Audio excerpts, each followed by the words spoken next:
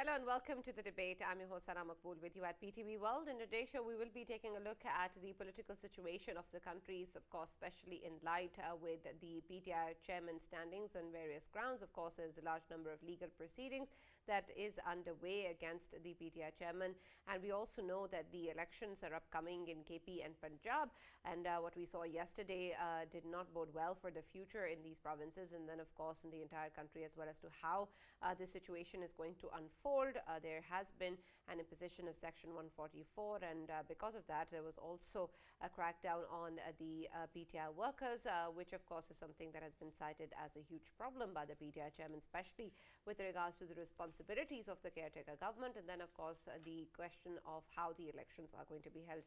Unfortunately, we also lost a precious life in this whole scenario, and as we discussed yesterday, this is always the case that the innocent suffers in terms of all of this chaos, and we're going to try and explore exactly what is going to happen in terms of the responsibilities and the fingers that are being raised across various institutions and departments, and who really is going to step up and support the people of Pakistan in this political and economic chaos that has been unfolding within the country.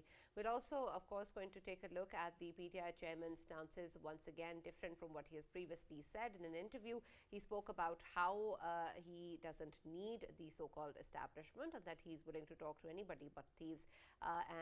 When asked about whether or not there is any difference under the new change in command in the military, the PTI chairman responded to as saying that there is no difference. In fact, perhaps the difficulties have increased. And this is, of course, a little bit different from what was earlier discussed by the PTI chairman in terms of where he stands with regards to the possibility of dialogue with the establishment, saying that he is willing to talk to the Chief of Army Staff for the betterment of the country. But now it seems that he is again in a position where it is difficult perhaps to approach him and to move forward with the much needed consensus that we often talk about in our shows as well, but we don't see anybody moving towards that direction.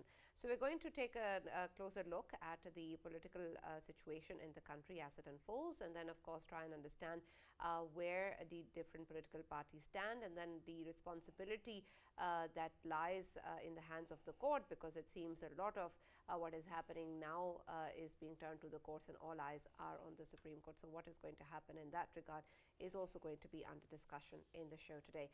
For this and more, as always, in the studios, I've been joined by senior analyst Farrukh Pitafi. We've also been joined in the studio by Mr. Javed Siddiq, who's a senior journalist. Thank you very much, Javed Saab, for being a part of the debate.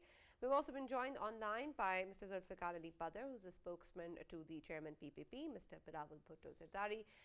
Thank you very much, Zulfikar Saab, for joining us, and I believe you're traveling as far as I can see, but thank you for still taking the time out and joining us in our show today.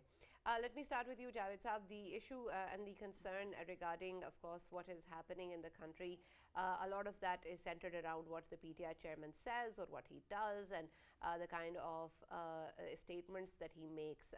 And we've been dealing with that perhaps since his ouster, that whatever is the political discussion is perhaps being navigated by whatever is coming from that end.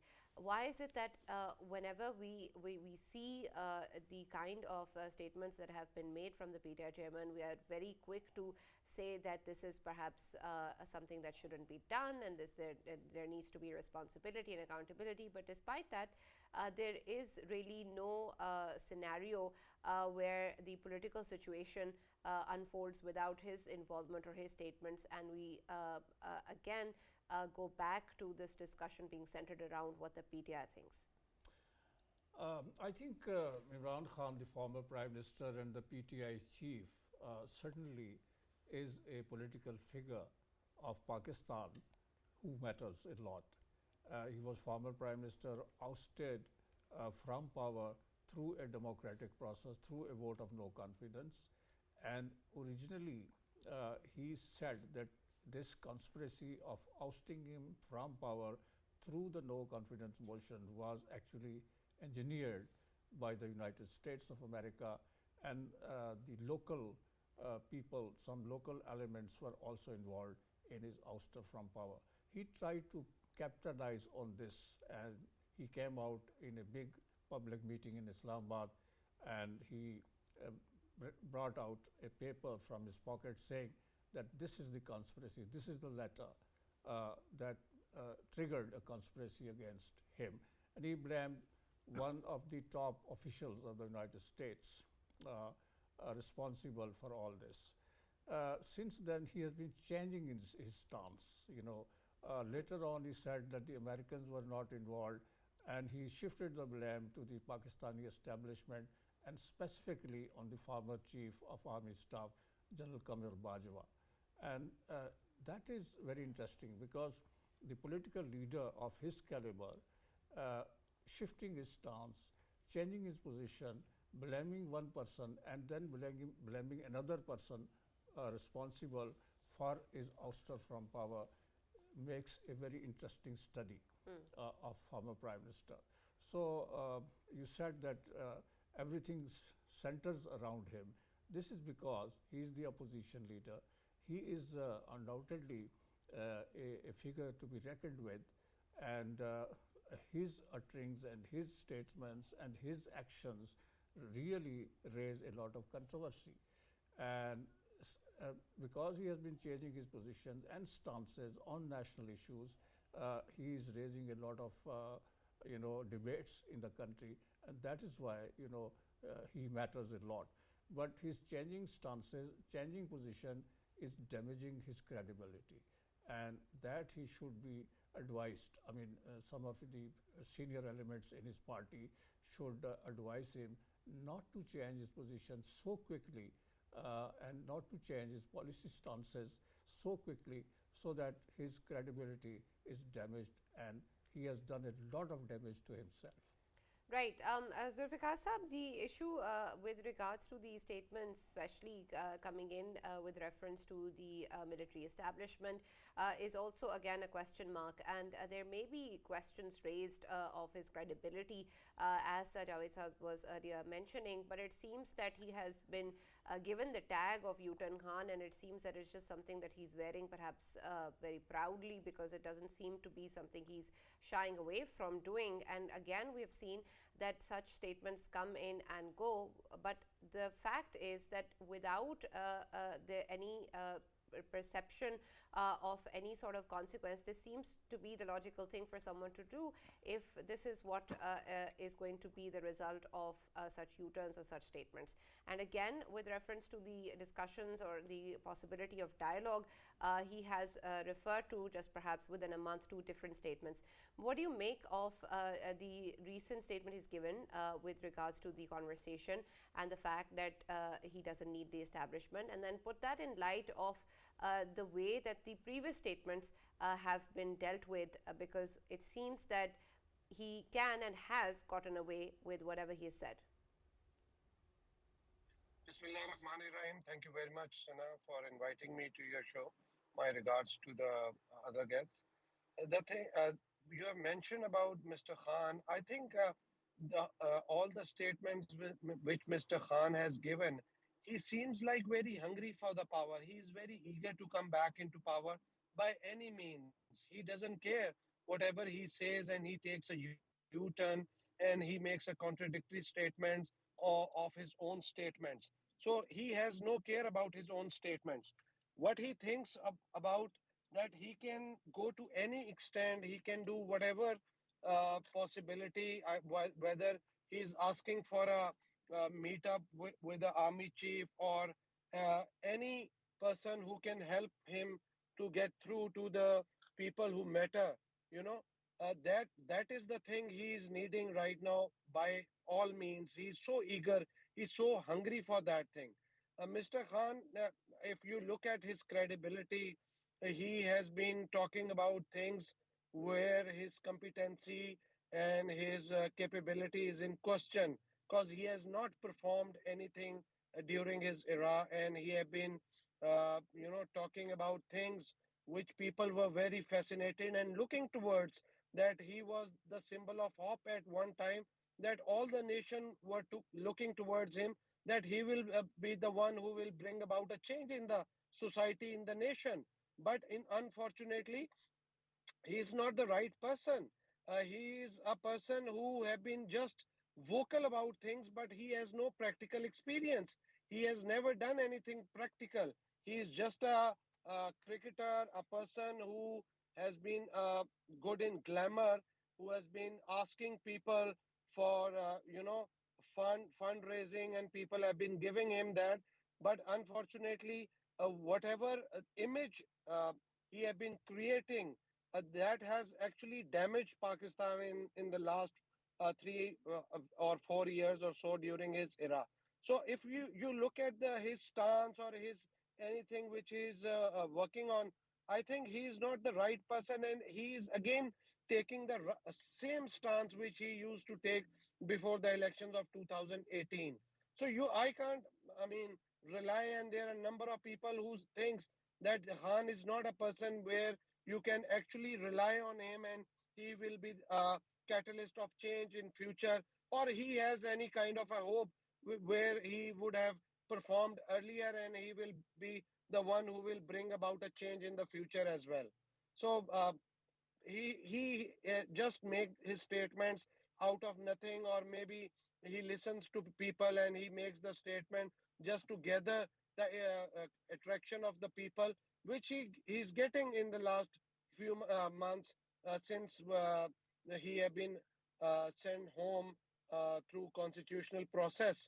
So I think people will have to think about what next steps he wants to have, because he is a person who is not coming in, he's not leading from the front, and he has been running away from something that he has been asking people to do. So he has to take a step or action first, where he can come as a person who can lead from the front, but he is unable to do that because all his statements are very contradictory, and his actions are very contradictory, and he's scared. A leader who is scared of his things going to jail, I think he is not the right person to lead for the future. And Zulfikar Sahab, I really hope that you're not driving simultaneously while you're talking, because I really don't want this to be on my show. But look after yourself as you My car, and continue. I've stopped my car and talking to you. Yeah, we Great, can see great. that. As a responsible citizen, thank you very much. Farrukh, the issue, of course, still remains, and we keep on talking about the lack of consequence. But I also want to understand and explore whether or not it is true anymore what the PTI chairman kept referring to in terms of his issues being limited to a certain individual in the military leadership and not to the overall military establishment or the institution. But it seems that the statements that keep on coming in seem to be pointing towards perhaps something larger than that. Is that really something that that is now the perception or the understanding from the PTI chairman, that this is something targeted at an individual, or is he also damaging his relationship or his potential relationship with the military leadership? Right. What relationship, Sana? I think that he is actually manifesting all the signs of a bad breakup, right? And he is going through all the stages of, sadness or grief for that matter. First comes, of course, denial, then bargaining, anger, bargaining, depression, and in the end, acceptance. So I think at this moment he has reached the stage of depression, where he has said, okay, you don't want to meet me, I don't want to meet you, right? But whatever the statements he has been giving so far, actually there's a Punjabi, phrase for it.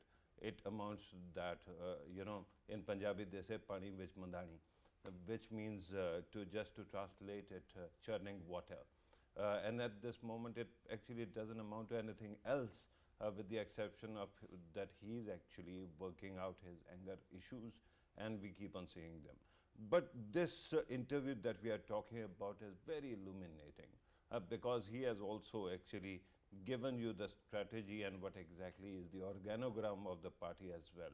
As we know, Parvez Rahi actually was appointed after he was appointed the Chief Minister of Punjab, and he dissolved the assembly, then dissolved the party whose charge he was given, and finally he has become president of PTI. So everybody kept on thinking that maybe it is a redux of what became of PMLQ, because in the past, Mia Muhammad Azhar was the head of the party, and Chaudhary brothers were appointed, in a junior capacity, but very quickly they displaced him and they became the leaders. So earlier we kept on thinking that another, senior member, a young member but senior member, former finance minister, who is son of, Mia Azhar, will be heir apparent. So there seems to be some kind of displacement now.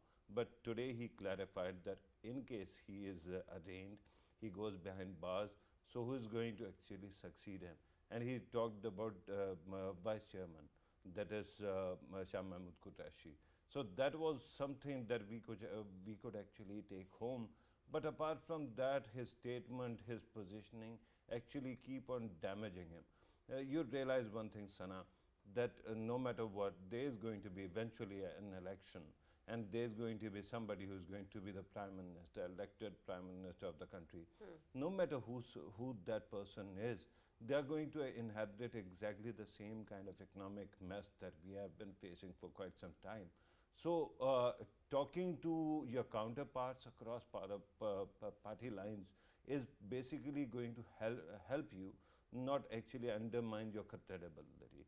But by actually stating that he is not going to talk to any other politician because they are all thieves, and the only person he can talk to is the army chief, again, there is no mandate of the army chief to speak to a politician who is not ruling the country.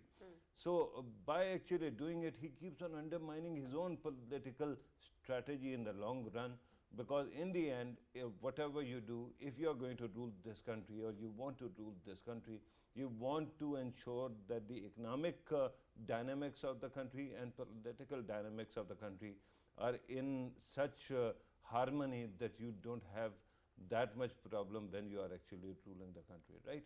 So, and he keeps on undermining his own position. But Farrukh, do you think he's taking that into account, what he's going to do or what he's going to have to do after, if he comes into power? Because it seems that it's a different strategy that politicians apply when they're out of the seat and when they are holding the highest public office. He might just retract from these statements as he has had in the past. Yeah, he keeps on saying that U-turns are good. That taking an about turn from your position is not bad at all. It actually promises sagacity and statesmanship. But regardless of that, my concern at this moment is, Sana, that I understand what our political parties keep on doing. When they are out of power, usually they are activists and they keep on asking for a return to the throne. But when they are there, usually they have hardly done any homework at all. Our political parties don't have any shadow governments in the parliament. Our political parties hardly have any think tanks. Whatever think tanks are there, their role is titular. So when you come into power, exactly what happens? The country keeps on declining because we don't have any coherent policy, and you have to make compromises with whatever you are given, right? That happened with the previous government, that happened with this government, that will happen with the next and the next and the next, until you don't have any structure. So I think that it is a great time to sit down and negotiate with the, your opponents, especially the ruling coalition. What are the bylaws? What exactly, what are the guardrails that you need in a future so that the country doesn't get derailed? We have seen what happened in Sri Lanka, and you must have seen the tweets by the Sri Lankan president regarding IMF. And that actually shows you that there is commitment to bring your country out of the crisis, right? And the problem with my country is that everybody keeps on actually, because you're not certain whether you're going to continue in power for long, you keep on appealing to the populist, sentiment of the people. And in the end, what happens is today, the people are suffering more.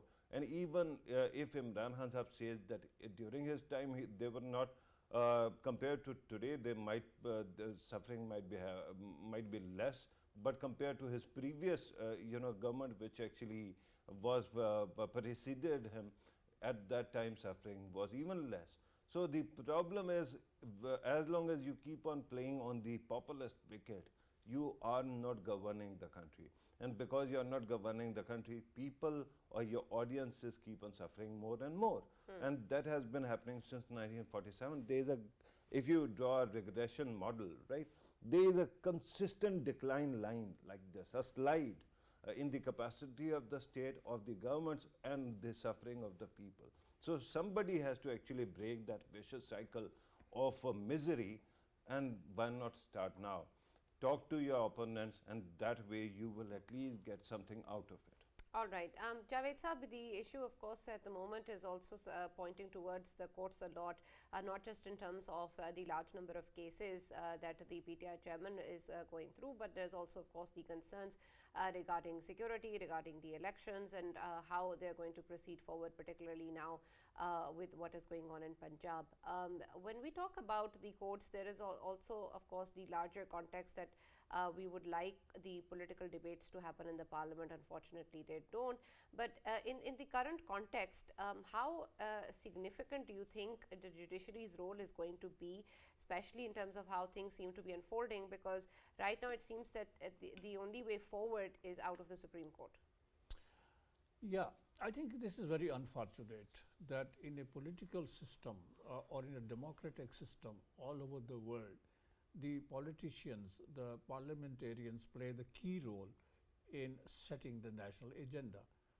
They are the ones who lead the people, and they are the ones who legislate and who actually give constitution to a country. And Pakistan's constitution, 1973 constitution, was given by the politicians, by the parliamentarians, in which the role of the judiciary was defined, and certain limits were placed on judiciary and parliament and executive, the trichotomy of power.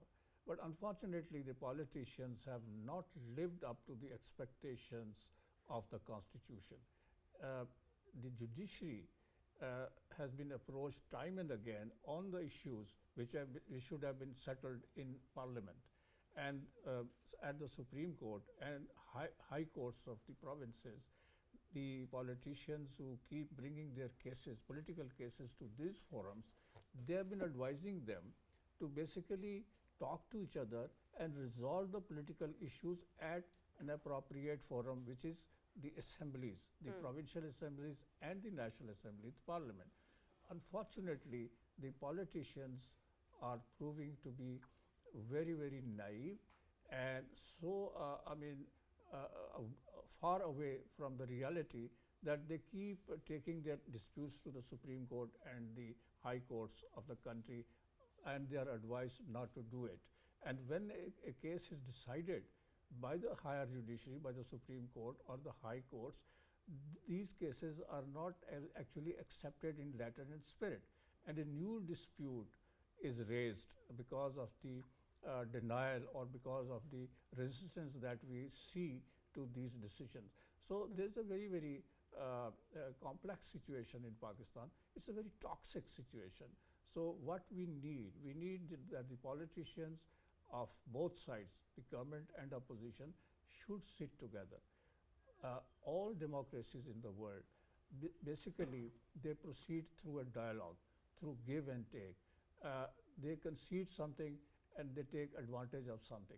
But here in this country, unfortunately, the former Prime Minister Imran Khan has refused to talk to opposition.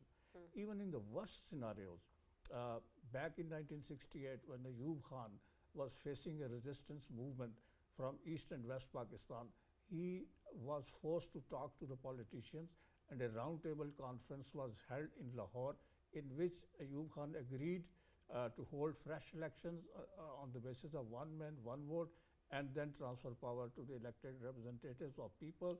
Unfortunately, that couldn't happen.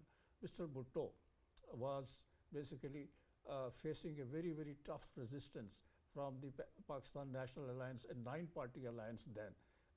But he finally agreed to talk to them, and an agreement was reached. And some of the politicians, senior politicians who are not here in this world, they wrote books about it, that they had reached an agreement for fresh polls, fresh elections, but unfortunately the military, the then army chief or the military command sabotaged it. But here in this case, Imran Khan is not willing to talk to the opposition. I think the solution of elections, the next election, solution of any other political issue lies in a dialogue between the government and opposition. But that's not happening. That's not happening. And that's why we are going to courts again and again. You have mentioned elections. The Supreme Court has said that election must be held in 90 days as per the Constitution. But you know, there is dilly-dallying in that. And we are not sure that these elections are going to be held or not. That will create another bitterness in the politics of Pakistan. So what we need is that the politicians should sit together. They should actually take steps, initiative to basically put an end to this toxic atmosphere, political atmosphere. The economy is in a dire state, and they need to handle the economic issues of Pakistan. People are crying under the rising inflation, and the IMF is still not ready to give us the tranche that we are waiting for. So I think we need to be very sensitive, very careful, and we should take into consideration the economic situation of the country, the dire economic situation, and they should sit together and they should come out of the shell of their ego, and they should resolve the problems of this country, give relief to the people of Pakistan for which they are waiting. All right, Zulfikar Sahab, the issue again with regards to the political parties and leaders to sit together remains. But when we talk about the elections and how this was, of course, again something that because there wasn't any consensus, especially when we talk about how things have unfolded in the past year and then in KP and Punjab, we've had to go to the courts for various reasons and various clarities. But in terms of these elections and in terms of where we stand today, how much of that do you think has been necessary? Because there could have been perhaps a lot of efforts done between the political leadership to actually go forward with these issues without the involvement of the courts. Why is it that we have to have a decision or announcement coming in by the courts before we actually proceed with anything? Respected guest was saying, I want to add. Yes, go Can ahead. you hear me? Yes. Yeah. And So perhaps I your radio want as to well. add. Yeah. I'm adding my comments to that and to your question as well. So what is needed for the current hour is that all the political forces, political stakeholders, all including PTI, including establishment, all of them, they need to sit on one table and sort out this issue, because going to courts and looking for a solution is not that court has the solution of everything, because there are number of issues that can be dealt at the lower level, that can be dealt at other forums, and the issue can be resolved. What my Right, other honorable Zulfikar Sahab, I hear that a lot, and I understand the importance and value of this statement. But what is the point, if you can explain me, of talking about this when it is so obvious and understood by all parties and all stakeholders as well that it's not happening?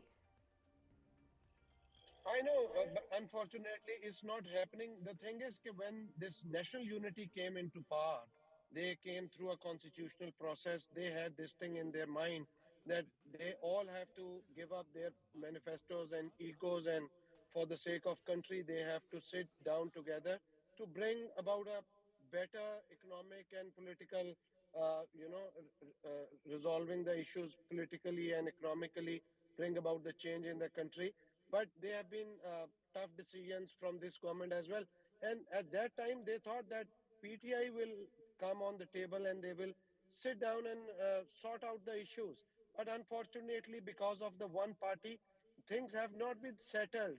And right now, once any one stakeholder who is not coming on the table and not willing to join to sort out the problem for the Pakistan and people of Pakistan, I think then there is no solution for that, because then you have to involve other forces, other stakeholders who are going to deal with this thing on their own. And elections, if my question is, I always ask and I raise this question on your forum as well. What if Imran Khan Sahab loses election, his party loses election in Punjab and KP? Then the solution is not going to be there after election as well. What they have been raising about the question that solution is the elections are the solution for this country. So what if they lose? Then who is going to be coming up for the next solution? Again, they will be on the roads and things. Uh, in 2018, you see, the our party leader, they said that it's a selection, not election. But they sat down in the parliament and they tried to sort out the issue and gave a unconditional support to Mr. Khan. Uh, but unfortunately, at that time when he was the prime minister, and when he is not the prime minister, he is not willing to sit with the fellow politicians of the other parties. So I think nobody has that solution. And if he is willing to asking for the people who matter or some forces that they should come and take over and the democracy should be derailed, I think this is a wish of Mr. Khan, this is not going to happen because Pakistan is going through a difficult situation and there are a number of challenges right now that Pakistan is facing, and this government is trying their level best to come out of those challenges. Right, Zulfikar Sahab, can you help us understand what is going to happen in KP and Punjab now with the elections? Because, of course, the PTI chairman keeps on talking about the fact that there is some sort of a campaign going ahead to delay the elections. But, of course, the constitution and now with the dates coming out as well, binds us to have the elections on the 30th of April. Is there any chance that that may not happen? You see, the election schedule have been given to the public, and all parties are preparing for it. Our party, our chairman, and we are all ready. We are all ready to go on the grounds to face the music, and we have been preparing for these elections. It doesn't matter whosoever wins or loses. Our party is the follower of constitution, and we have to follow, irrespective of whatever the wishes of the other people are. But in case, cause there are a number, I myself have been hearing from different analysis from different people, and people have been coming up with different stories that election are being delayed. But I think in my in personal views, I think elections are going to take place in what date have been given by the election commission, that is April 30th. But unfortunate incident happening in this country, the election might happen for another month or so. Allah na kare, God forbids anything happens like that. But I don't think that maximum another month or so election can go a little far from there as well. So I feel that elections are going to happen, and Pakistan People's Party is going to contest the elections. Our leadership is ready, and we are preparing for it. All right. Farrukh, in the past year, especially since the ouster of the former Prime Minister, there has been a lot of involvement of the courts on various occasions. We've had to get some sort of clarification with regards to the Constitution as well. And then, of course, other proceedings were also happening simultaneously. Do you think that there is anything good that has come out in terms of perhaps these clarifications in certain aspects from the courts? So do you think that the overall impact of the way that the institution has been involved in the political process is that we have been removed by the possibility of engaging the parliament even more so, and that this perhaps is now the way that we run business? Right, Sana. Before I actually try to answer your question, I wanted to actually build on what Javed Siddiq Saab earlier said about dire economic situation. Honestly, and I want to put my own profession on the mat here. I think 50 channels, if they start doing their job, you will never hear the end of how much suffering there is at this moment in the society. I think there's only one anchor who shows the courage to walk out of the studio and go among people. And we saw him actually doing exactly that during the floods as well. That is Hamid Mir. Apart from that, I haven't seen anybody who is even bothering to reach out to the common man, especially in the rural areas or smaller towns. And I think at this moment, poverty and inflation has killed the little man, the small man, right? And no media house is actually paying heed to that at all. So when we say, God forbid, something bad may not happen, you mean, of course, something bad may not happen to the elite of the country, because to the common man, that tragedy is already unfolding. But having said that, when I sat in the studio, I vowed that I'm not going to talk about judiciary. Your question is particularly about courts, and I have to answer that, but I tell you why I thought that I'm not going to talk about it. And that was that somehow I've realized I'm a heart patient, and this topic has started triggering me. Usually it happens when you have invested a lot of hope, a lot of effort into building up an image of an institution, and I've been most consistent cheerleader of the senior judiciary for past 1.5 decades, and other institutions as well, especially those institutions that have been standing in the way of between us and terrorism, right? And that's why I've been building that up. But with due respect, I don't know whether you have read the novel. I mean, it's Pulp Fiction, but Dan Brown's novel Da Vinci's Code, right? Da Vinci Code, at the start, there's a curator who is murdered brutally, and the body is kind of mutilated. When investigators go and ask who did it, they said he did it to himself. So with due respect, there are cases that were bound to go to the courts, but there are cases which did not need to end up there and speak about taking a flying bullet. For example, the suo motu and the way it has unfolded has actually created a lot of problem in understanding of how institution sees its own powers, right? At this moment, I would have hoped that if there was any ambiguity, the court would have actually sent the matter back to the parliament. That did not happen. We saw that there was tick-tock clock, and then again in 2 days you have to actually decide the matter, and everybody who's actually not agreeing can be excluded. So after that kind of a situation, my concern is that there were few institutions that I was actually pinning hope on, and I cannot do that anymore. I think politics is a dirty business in this country, and because of politics, there is tribalism in the country. If that tribalism reaches those institutions that are supposed to be the pillars of stability, then that becomes a problem. So I will ask everybody who's hearing, and I'm begging you, please don't take political issues to the courts as so much, because it damages not only institutions and their integrity, but it also destroys your future generations. We have seen 3 generations who have been destroyed because of this kind of political expediency, Sana. One, the boomers, then we saw my generation, Gen X, and of late also millennials. Now there's only hope in Gen Z. Please don't actually destroy this country for them. They are the only hope that we have got, who actually waits for generation alpha, right?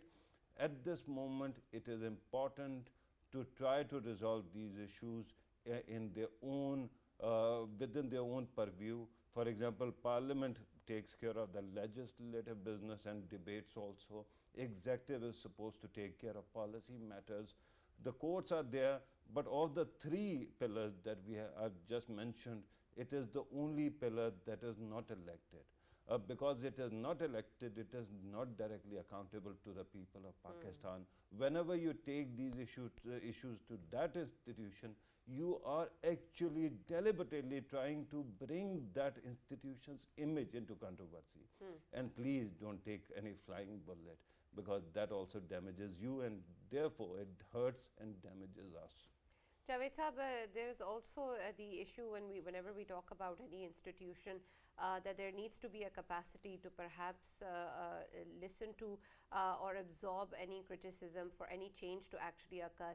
And this is true perhaps in all segments of the society, and everybody who's accountable for any sort of progress in the country. But it seems that there is increasingly less space for dissenting voice to be heard and for that to be taken seriously, and then of course transformed into any change that we could hope for. Without that space, how can we even move forward in terms of going ahead with progress in any direction? Well, that's very unfortunate. You know, in a democratic dispensation, tolerance and accommodation is the key. And here in Pakistan, we have seen that over the last few decades, the politicians, the judicial institutions, the establishment, all other key institutions of the state have lost that spirit of accommodation. And they are not ready to accommodate each other's view. And they have also probably forgotten to operate within the parameters defined by the Constitution for themselves. And we very often hear from politicians, from judges, from other people, from other stakeholders, that the Constitution has defined the limits of operation of various state institutions. So they must remain within those limits. And when they try to cross that limit or or encroach on the areas of other institutions, then the trichotomy of power that has been envisaged by the Constitution, and it is there all over the world in all democracies, then the whole system is shaken. And that's happening in Pakistan. And I think there's a need for all our top people, the political leaders, the judges, the military establishment and other stakeholders to basically give a serious thought to it, that the role that has been defined for them by the Constitution must be adhered to. Right. And if they don't, the whole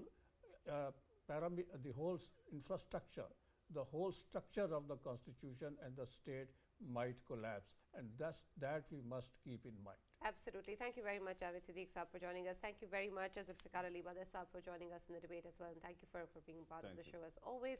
And of course, we need to understand what is at stake here. And I hope that when we do, we are able to understand which issues need our utmost attention and what need to be bypassed in order for us to work towards the progress of the country and not for our own political interests. That's all that we have from the debate. We'll see you tomorrow.